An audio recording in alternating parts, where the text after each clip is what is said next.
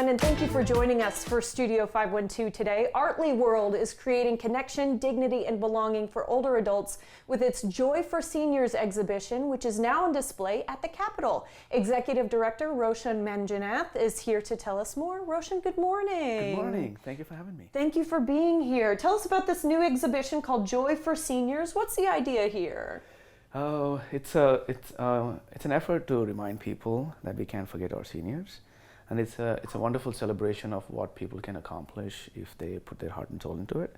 We grow up thinking that art is not for us, but when we start, we all pick up the crayons, we're all drawing on the walls, on everything, even before we learn alphabet. But at some point in time, we're being told that that's not what you need to be doing and things like that. And our seniors have become bold, and these are seniors in nursing homes and care facilities. Yeah, and I really want to highlight that. They're in nursing homes, they're in care facilities, Yes. there are people who are needing help. Yes. And you have gone into these places Yes. and helped them find new meaning. Absolutely. Yeah, I think one of the things that we always heard with our seniors was that they are becoming invisible. And it's like people have stopped caring about them or wanting to see them. And it's fascinating when they take up the journey of becoming an artist. It's a process of finding a new purpose in life. Yeah. Like when we lose our jobs, we kind of like in American society become insignificant, and we don't know what We're to do so with our life. tied, our culture is, Yeah. to what you do for work. Yeah, absolutely. And then when suddenly you're retired, it's like you're falling off a cliff. And so our program, we provide free arts, music, and cultural programs at nursing homes and care facilities, and we help seniors find a new sense of purpose. And we asked ourselves, like, one of the big complaints that we always heard about, that them becoming invisible. And we asked ourselves, like, what is the most visible building in the state of Texas? And it's obviously the Capitol. And why not have an exhibition there and Amazing. invite the community to come have a conversation with us and celebrate them. And it started last night. I want to make sure that we let everybody know you are making history by doing this. Yeah, in our own little way. We even tried to look up online and do a bit of research, and we found out that never in the history of Texas have we had an exhibition featuring artwork by seniors inside the Capitol.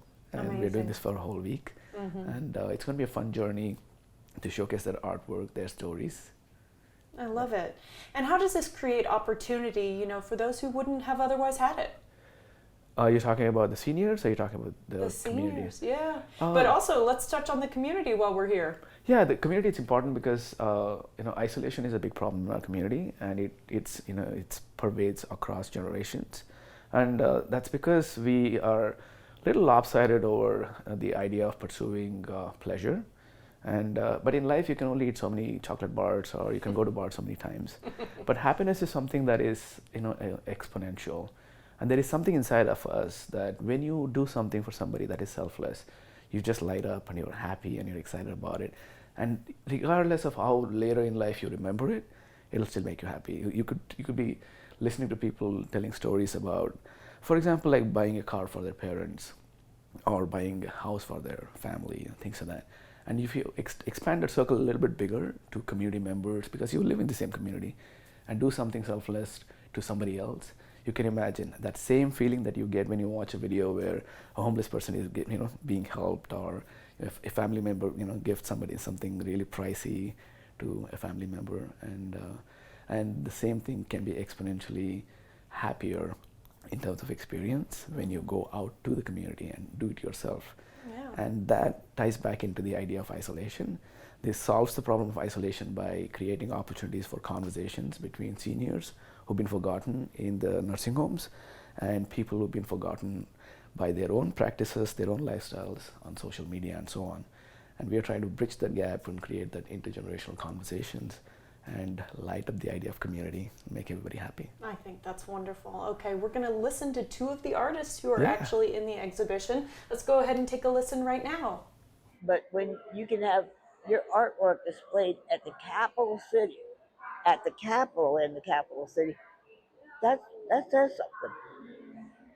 It makes you take pride, makes you feel like you're somebody again. I think it's a fabulous idea. Matter of fact, I don't even have words to describe the magnitude of what an honor and a privilege it is to be having work that I participated in, exhibited at the state capitol of Texas.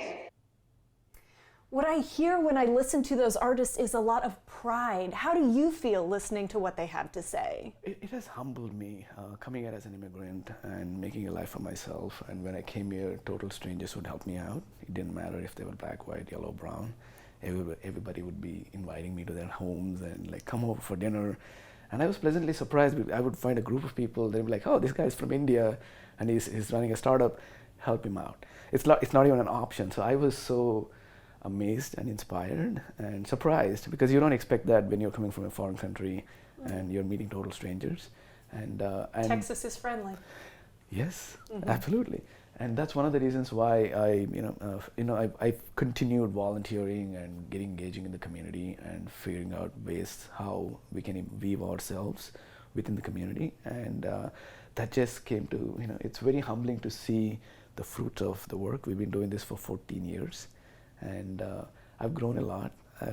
It's humbled me, and I'm grateful for the opportunity I've been given. That's wonderful. And seeing the seniors light up now and finding recognition. And here we can get to see the community light up as well. So just real quickly, how long is it running? It's only a few days? Yes, it's from between 26th, that is yesterday, to the 30th of August. And we'll be there throughout, from morning till evening. And we'll have different programs. We'll have Texas themed music, and we'll have entertainment, we'll have artwork. We'll also get to meet other folks who feel similar way in terms of community leadership. Okay.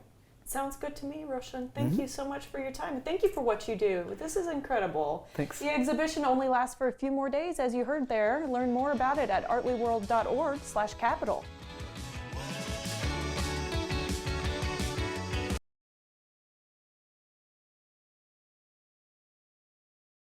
The following portion of Studio 512 is sponsored by Georgetown Interstate Transmission. As summer is winding down, it's a great time to get your car looked at. Georgetown Interstate Transmission and Auto Repair wants to help. We're going to hear from Brandon and Ashley today to learn a little bit more. Brandon, we're starting with you. Do you guys have any specials now that school is back in session? Yeah, so we actually offer a road trip check for all of our coming back students. So that'd be for Southwestern University here in town, along with a lot of the high schoolers as well, who are just now getting their driver's license or their first cars. So we want to make sure we give them a good check. We'll check out the tires, tire pressure, brakes, fluids, make sure everything's topped up, ready to go. There's no pressure here necessarily to do anything with your car, but you guys are the experts in helping us out with any problems that may pop up. Right, and so those big things, I mean, the top three things that I can think of that we really want to focus on, especially right at summer or at the end of it, is going to be our coolant flushes. Coolant can get really dirty. It can, dissipate over time. And so when we get to these high temps, it's good to clean that out, flush it out, and make sure there's no contaminants in that system for when winter comes around. Batteries are another big one. High heat temperatures will like to take those out, or at least cause some worn issues there. And then the last thing we want to also make sure we can get done is that climate control service. With these high humidity temperatures that we're getting here in Texas right now, these systems are condensating quite a bit, and it can cause a lot of mildew inside those systems, and we want to make sure it's clean and you're breathing fresh air in every time you get in your car. Let's talk about specials happening for GISD faculty and staff. You, my friend, used to be a teacher, Ashley. Yes. So as a former teacher, we love that we get the opportunity to offer a 10% discount to all of our teachers for just a thank you for all they do for our kids in the school system. So that's a 10% discount. It's offered year-round to any teacher. You just bring in your teacher badge and we'll apply the discount. Sounds good to me. And what community-focused projects or charitable initiatives do you guys have coming up for the upcoming season? Yeah, so for as long as I can remember, we have sponsored the football and cheerleading programs. So that's coming up here in the fall. Their season's about to kick off. We also are hoping to welcome another practicum student from the Georgetown ISD Auto Tech program. And lastly, coming up in September, we will be hosting a Christian Women in Business group here at the shop to do some education on just basic vehicle maintenance. I have a lot of female friends that don't even know how to put air in their tire, showing them where they can find the pressure of how much air needs to go in their tire, how to check their oil level, where to put washer fluid, just really basic things, just, if you're out by yourself, things that can get you by till you can get to see us at the shop. It's really been wonderful talking with both of you. Thank you so much. Yeah. Thank you. To schedule a service, call the number on your screen or visit georgetownautorepair.com. The preceding portion of Studio 512 was sponsored by Georgetown Interstate Transmission.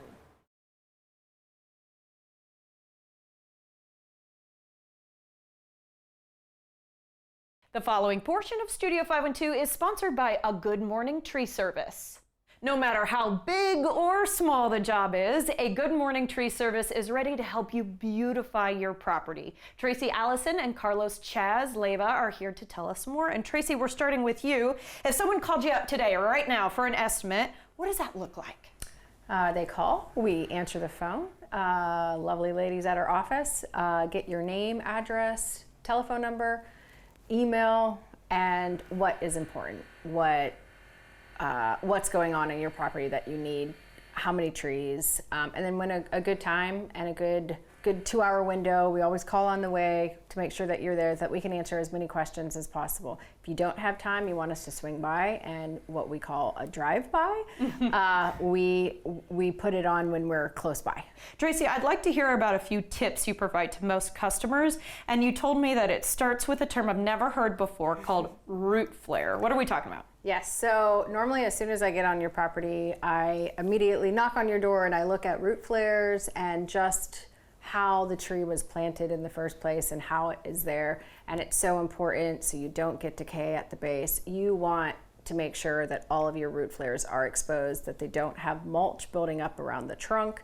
Chaz, I'd like you to touch on how someone would know if their tree is healthy or unhealthy. And then Tracy, to you, what about if it's dead? So Chaz, you first. Yeah, so that's a question I get a lot, but I would narrow it down to if your tree is free of symptoms, if it's free of, let's say, mushrooms on the bark, or any disorders, any pests, you can deem that tree healthy. Some people can assume that it's healthy if it has a full canopy or a big trunk diameter size or a lot of growth. Each tree is different, so some can grow fast and allocate resources to growth.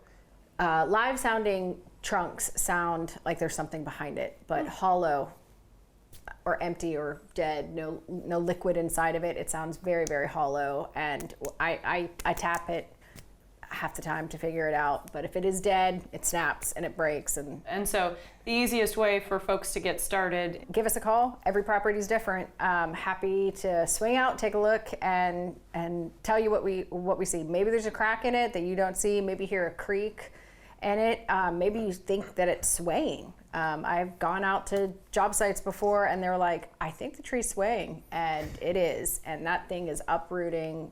The ground is separating underneath.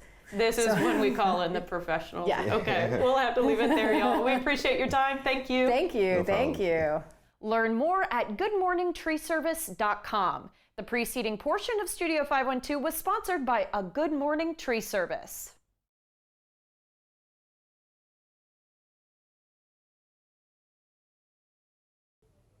Welcome back. School is back in session and piles might already be forming in certain corners maybe of the house. Today we have Erin Vihanek to share some seasonal tips to get and keep families on track. Erin, good morning. Good morning. You're a mama of 3. How's it going so far? Chaotic, but good. Chaotic, but good, yes. With your professional organizing skills, are you noticing some of these same things that happen to all families? Absolutely. This is the time of year where the cracks really start to show, and obviously we're getting back in the routine.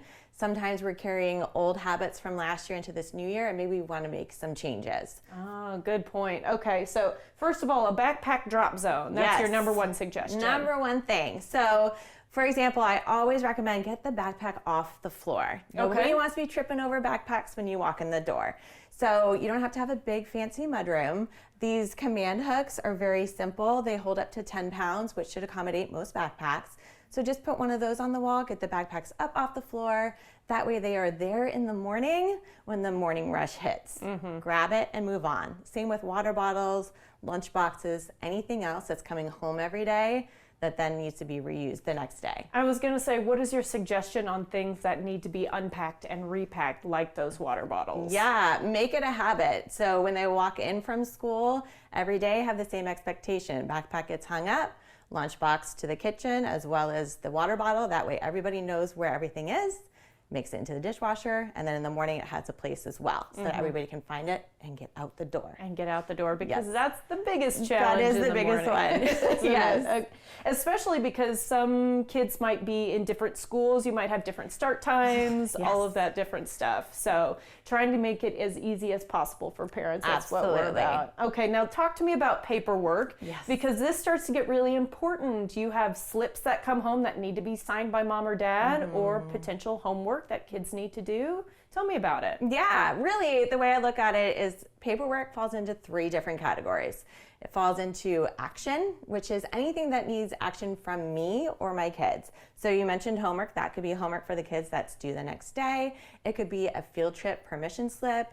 It could be a check that you have to write, the Scholastic Book Fair catalog, something like that. Those all go into the action file. And those are things that you want to be keeping up with on a regular basis, whatever works for you. Sometimes it's once a week, sometimes it's every day, whatever works for your family. The other category is keep. So this can be artwork, generally is what it ends up being. It can also be a silly story that your kid wrote in school that you find very funny and cute and want to hold on to. So that is what the keep pile is. I find that a lot of parents struggle and have guilt about what to keep. I'm here to Because there tell are a lot of projects that come home. Yes, there are. So really try to prioritize what is important. Not everything is, which then leads me to my 3rd category, which is recycle. Everything, it's okay, you can't keep it all. So if it's not a keep or an action, it falls into the recycle. And don't be afraid to use it. Correct. Yes, nobody wants stacks of paper sitting around of all the little artwork and bits of paper that come home. Do you have any suggestions, just as a mom yourself, Yeah. about that keep pile when it comes to artwork? Because, I mean, how do you evaluate, oh, this is my child's best work, or this is the coolest thing I've ever seen them do, or Yes. this was just another art project? Yes, absolutely. So when my kids were little, I really prioritized the things that had like their little hands and footprints on them, because I was not that mom that did the hands and footprint art with my kids. So I definitely kept those. And then as they get older, you'll find that less and less paperwork comes home. So if my kids do bring things home that are artwork, generally they're bigger because they're in higher grades. So when it comes to that stuff, we always just take a picture. Maybe we hang it in the room for a little bit, but then it goes. I see. Okay, really good suggestion on taking a picture. That's going to last forever. Exactly. Good and point. it won't end up all over the place. All right. Okay. And then a family calendar. Yes. Really good opportunity to get everybody on the same page. Absolutely. This is my favorite thing to do with my kids. I firmly believe that a family calendar is life-changing for everybody in the family, not just the one holding everything in their brain, which is me and my house. Which is you. Yes. So we have a family calendar in our house. It lives in the mudroom, which is where we go in and out every single day. And it is color-coded. I know that sounds a little extra, but even when my kids were little and they couldn't quite read, if they saw something that was pink, then my daughter knew it was her activity for that day. Okay. So everybody gets a different color. We update it. Don't put everything on it. You want to keep it simple like it is here. When they're little, you don't even have to put the time the activity is. But now when things start to stack up, the time is helpful. You can see the order. But family calendar, update it once a week, once a month, whatever works for your family. It is a life changer. I've just been given this suggestion that if they're too young to read as well, you can maybe do an icon. Absolutely. Instead, yes. yeah. Perfect. Yeah. Yes. Like put a little basketball on there instead of writing basketball so they can fully understand. Yes, that's a great idea. Okay, and let's talk about your overall takeaway from today. Yeah, so back to school comes with a lot of chaos, like we mentioned at the beginning. So pay attention to where the friction is happening. Pick one thing that's really driving you nuts. Is it the backpacks on the floor? Is it the paperwork on the kitchen counter? Or is it everybody saying, Mom, when's the birthday party? Or Mom, when do I have soccer? And kind of gauge where you should start and go from there. I like that. Okay, and let's talk about the services you offer. Yeah, so we offer a range of services. We are a team of moms that love to help other busy families and professionals feel more comfortable and relaxed and ready to go in their home. So we offer anything from just decluttering sessions all the way up to full home organization. We can help busy households that are actually moving or moving into a home. and we can organize your kitchen, pantry, anything that you need help. And we're right at the end of moving season, so it might be folks still have boxes in the house. Yes. This is a good time to call you, right? Yes, don't live with boxes in your house for years. Let us come in and get all those unpacked for you. I Absolutely. like that. Okay, Erin, thank you so much. Yes, thank you. All right, for more information and to book her services, visit liveorganizedbyerin.com.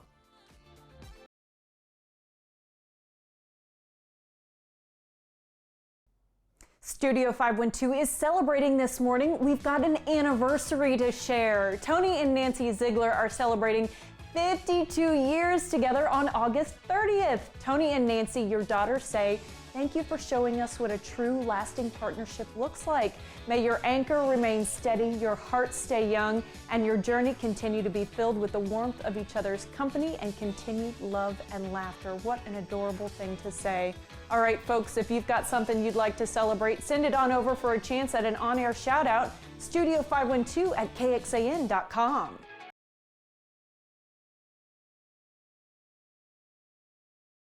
The following portion of Studio 512 is sponsored by Scheels. Hey guys, Scheels is having its grand opening party on Saturday, August 29th, and you're invited. Nola DeMars, assistant store leader, is here to tell us a little bit more about what to expect. And you guys have been working so hard to get this store open.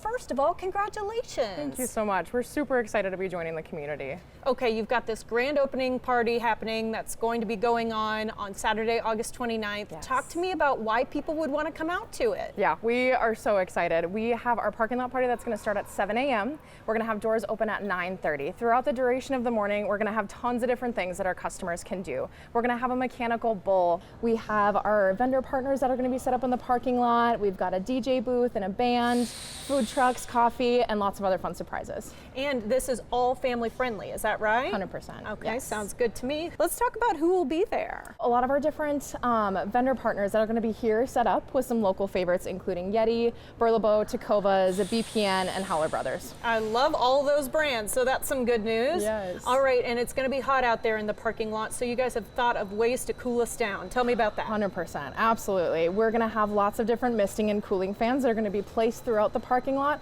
as well as a ton of different water stations for our guest convenience. Sounds good to me, and I know that parking lot spots are technically open here, but you expect them to go quick, so where can we park? Yes, they will fill up very, very quickly in front of our store. We have overflow parking over at the HEB Center, just east of the store. We're going to have 2 buses that are going to be shuttling our customers back and forth all day long, Saturday and Sunday, from open to close, from the HEB Center to the front of the store for their convenience. And if someone is watching right now and they don't really know what Scheels is, maybe they've seen a commercial or two, but they've never been inside the store, talk to me about what it is you offer. Absolutely. So we are a sporting goods retail destination. We're more than just a store. We offer tons of different product from apparel, footwear, sporting goods, outdoor gear, and specialty services. We also offer world-class customer service and lots of different attractions in our store as well. We have our 60-foot Ferris wheel right behind us. Pretty impressive. Yes, we have a 16,000-gallon saltwater aquarium that our customers are able to walk underneath as soon as they enter the front doors, and many other different fun attractions. And what would you say to someone who comes to Scheels for the first time? What do you want them to walk away feeling like? We just want it to be an unforgettable shopping experience overall. We use the term customer experience a lot more than we say customer service. Again, just to create that world-class feel, leave them walking away with a great feeling. I tell you what, there is a lot of fun to be had in this store. We appreciate your time, Nola. Thank you. Thank you. And you guys can visit in person in Cedar Park. The preceding portion of Studio 512 was sponsored by Scheels.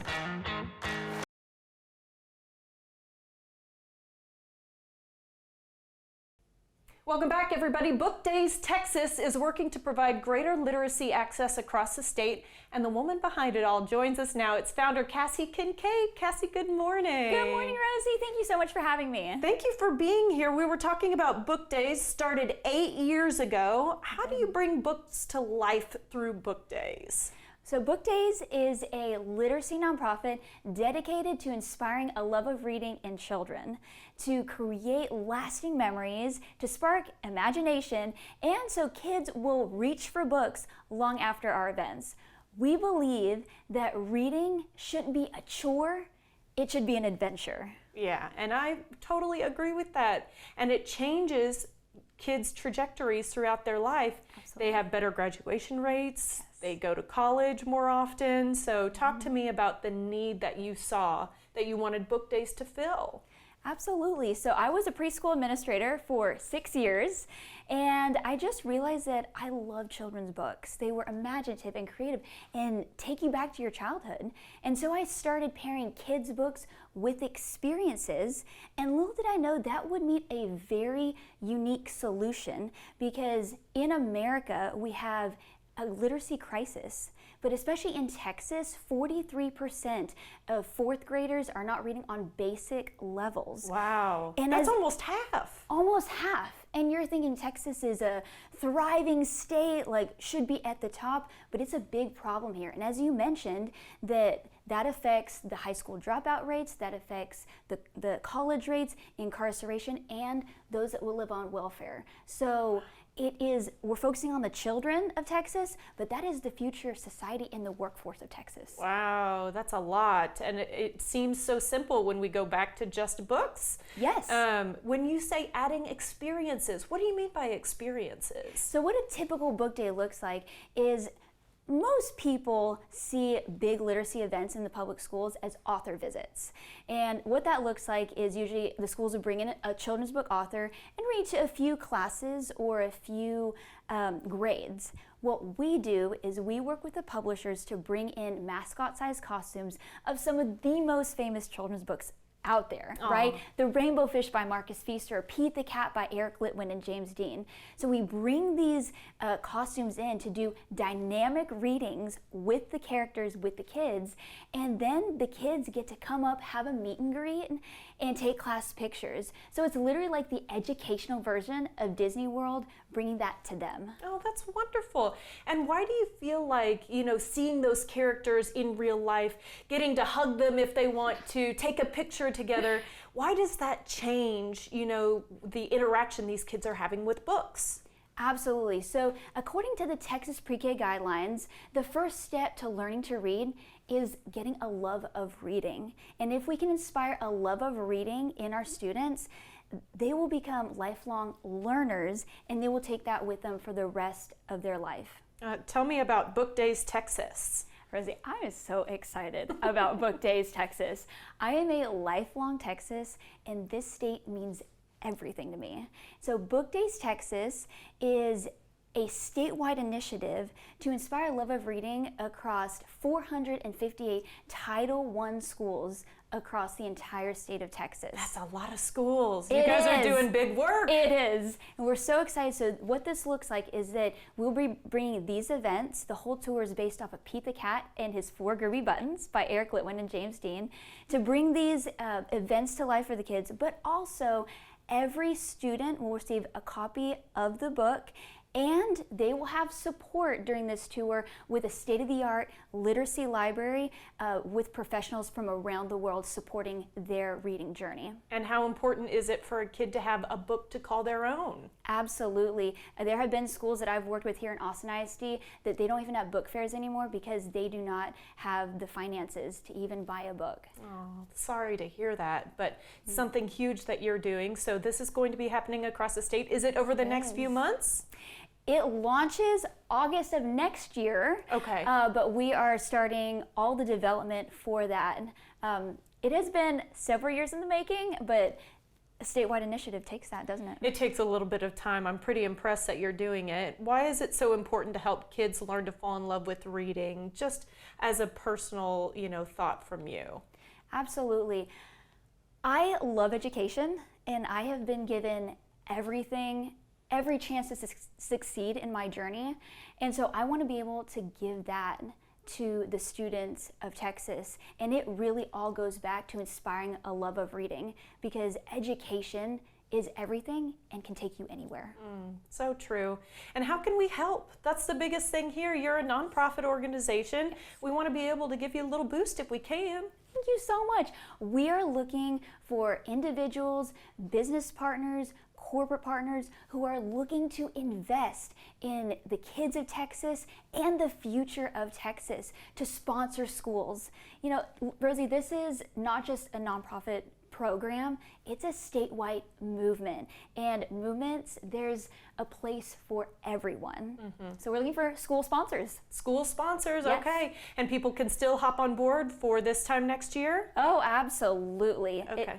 Now's the time to claim your school. Okay, sounds good to me. Such an important thing you're doing, bringing a love of reading to kids. Thank you so much, Cassie, for your time. Thank you so much, Rosie. It's a pleasure to be here. All right, for more information on this literacy movement, visit bookdays.org/movement.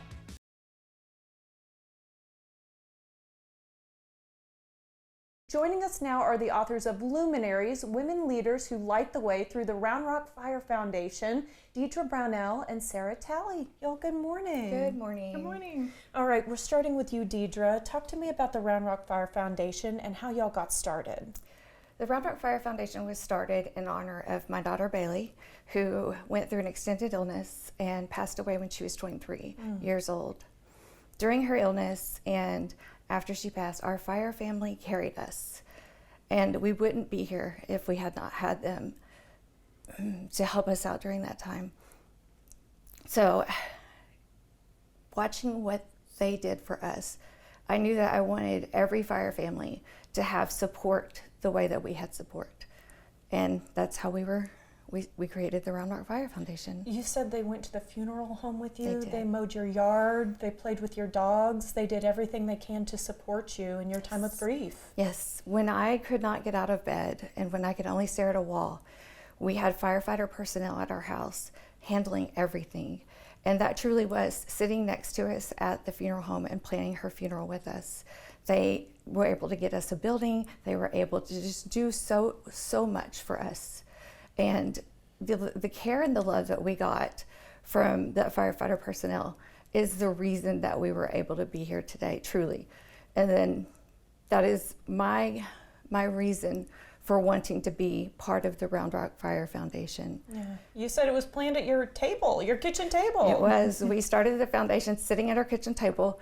Our story is well known through the fire department, and they knew what we wanted to do. And so we had a group of firefighters and their families and community leaders sit around our kitchen table, and we wrote bylaws and we studied and we learned. And in my chapter of the book, you'll see that I sat at my kitchen table again and wrote the board handbook, and there was tears and coffee stains, but we did it, and that's how we got started. And it's all about paying it forward now, not only for the families, but for the firefighters themselves. Exactly. Okay.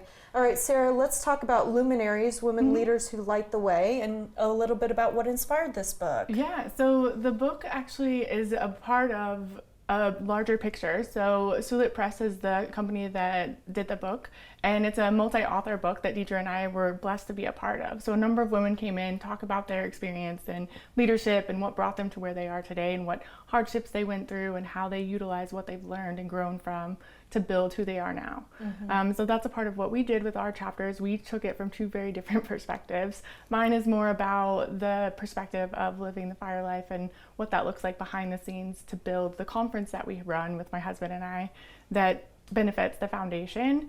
And Deidre talks a little bit about her story with Bailey and kind of how that built the foundation. Well, yeah, you say the firefighter story is familiar, the family story is rarely heard. Talk to me about that.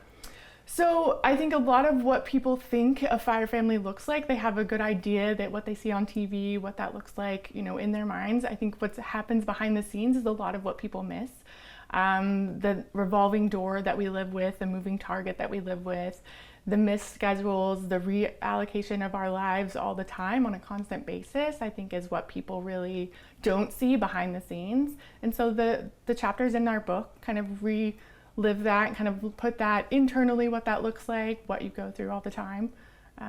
So yeah, it kind of illuminates that. Because it's what, 24 hours on, 48 off, something like that? So it's funny that you asked that because it really just varies depending on the department. So one thing about the fire service that a lot of people don't understand is there's a lot of variability. So depending on the department, it's much like universities, right? You go to one college, you have an experience, then you go to another one. It's a very different experience, have the same goal, but the environment could be very different in how it operates. So fire service is the same way, depending on career or volunteer. All of those things vary depending on the environment that you're a part of. And so I think the part of the foundation that we're looking to serve is supporting what that looks like on the family side and how that supports the entire role of the department within the community. It's so important to have the support of you guys at home. Deirdre, let's talk about the advice you'd share with other spouses and the families of firefighters. I would tell them to get together, be a community, find ways that they can gather together, find ways that they can talk to their fire departments, and they help. Family is valued, and a strong firefighter comes from a strong family. So I would just say lean on each other and find your circle, because that's who you are. And it sounds like you guys have certainly found yours, which is incredible. So we have a great department that supports us. Now you have something fun coming up. You have a pickleball tournament that's happening in October. Tell me a little bit about that. Yes, it's going to be October 10th at the Tejas Pickleball Club in Georgetown, Texas. There will be food and fun and kids activities and lots of pickleball. And do you have to be good at pickleball? You absolutely don't. No, you don't. You don't have to, you don't even have to play. You can just come for the food and the fun and the family activities, and it really is going to be a fun event. And you don't have to be playing. It's going to be great if you do play, but if you don't, just come and hang out with the families. Well, that sounds good to me. And then if anybody's wondering about Luminaries and they're interested in learning more about the book, just what would you say to someone who might pick it up? What do you want them to walk away with? I think a lot of feedback that we've gotten from the book and a lot of the chapters in the book talk about overcoming something hard to become something great and to become a version of yourself that you want to be, but you're not quite sure how to get there. So I think Luminaries is really just that. It kind of lights the way in terms of this is the next step that you take. This is an example of what this looks like, and this is how different women have done it in their lives. And I think anyone who reads the book can see themselves in it. We've heard that from a lot of people that have read it. So I think it's a great opportunity for you to learn something for yourself and take something with you and use it moving forward. And use it as motivation. These are motivating women right here. I really appreciate y'all's time. Thank you both so much. Thank you. All right, for more information, visit roundrockfirefoundation.org.